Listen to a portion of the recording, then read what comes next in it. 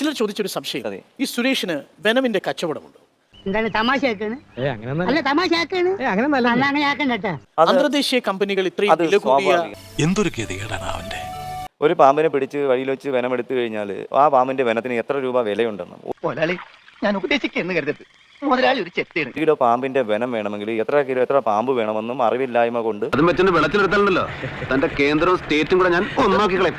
ഞാൻ നേരത്തെ പറഞ്ഞല്ലേ, സ്വന്തം കുടുംബത്തിലുള്ള ഒരു പെണ്ണുങ്ങൾ ലേഡീസിന്റെ തുണി മാറി വല്ല കാര്യമുണ്ടോ? എന്തിനാണ് ഇങ്ങനെ ഇല്ലാന്ന് നടക്കണേ? ആളുകൾ നമ്മുടെ നാട്ടിലുണ്ട്. അങ്ങനെയുള്ളവരാണ് ഞങ്ങളെ പോലുള്ളവരെ ഇങ്ങനെ വിമർശിക്കുന്നത്. ഞാനത് ചോദിക്കരുതായിരുന്നു. ബോധവൽക്കരണം ആവശ്യമായി വരും. അതെ സാർ, അനിവാര്യമാണ്. ചില സമയങ്ങളിലെങ്കിലും തെറ്റായ ചില ബോധവൽക്കരണ ശ്രമങ്ങൾ സുരേഷിന്റെ ഭാഗത്തുനിന്ന് ഉണ്ടായിട്ടുണ്ടോ എന്നൊരു സംശയം. തല്ലുവാങ്ങിയിട്ടേ പോകുന്ന തോന്നുന്നത്.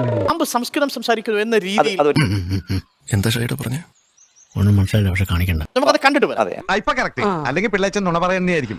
പക്ഷെ മലയാളമല്ല, സംസ്കൃതമാണ്. നമുക്ക് കേൾക്കാം. നിങ്ങൾക്ക് മനസ്സിലാവുന്ന ഭാഷയിൽ ഞാൻ ഇതിനാടാ പന്നി ഇപ്പൊ പറഞ്ഞതല്ല. പിന്നീട് വരെ അവസരം കിട്ടിയില്ല. പിള്ളേച്ച ശവത്തെ കുത്തരുത്.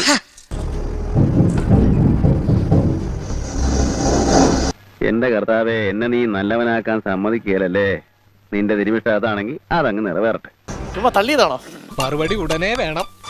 കുറച്ച് വെയിറ്റ് ചെയ്യും, കയ്യോടെ തന്നുവിടാം. ആയിക്കോട്ടെ, സന്തോഷം. പാമ്പ് സംസ്കൃതമാണ് പറയുന്നത് എന്ന് പറഞ്ഞാൽ അത് മലയാളമാണെന്നോ ഇംഗ്ലീഷ് ആണെന്നോ പറയാൻ മറ്റാർക്കെങ്കിലും കഴിയുമോ?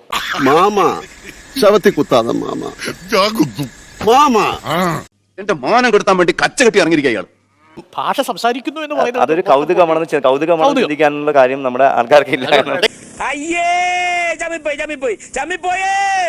ഞാൻ എന്റെ ജോലി ചെയ്തോട്ടെ, നിങ്ങൾ നിങ്ങളുടെ ജോലി ചെയ്യുക. വെറുതെ ഇങ്ങോട്ട് ചൊറിഞ്ഞു കയറി മാന്ത് വാങ്ങി പോയല്ലേ, ഞാൻ മാന്തി പൊളിച്ചോളാം. സംസ്കൃതം സംസാരിക്കുന്നു എന്ന് പറയുമ്പോൾ എനിക്ക് തോന്നുന്നത് സംസ്കൃത ഭാഷ എന്ന് പറഞ്ഞാൽ സാധാരണ ഞാൻ മനസ്സിലാക്കിയെടുത്തോളം മറ്റു ഭാഷകളെക്കാളും ഒത്തിരി പ്രയാസമുള്ളതാണ്.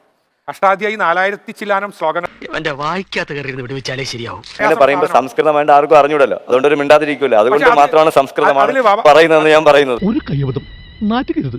ഇനി തോന്നിയാസം പറഞ്ഞു നടന്നാലുണ്ടല്ലോ നാട്ടിലടിച്ചാൻ സൂപ്പാക്കും.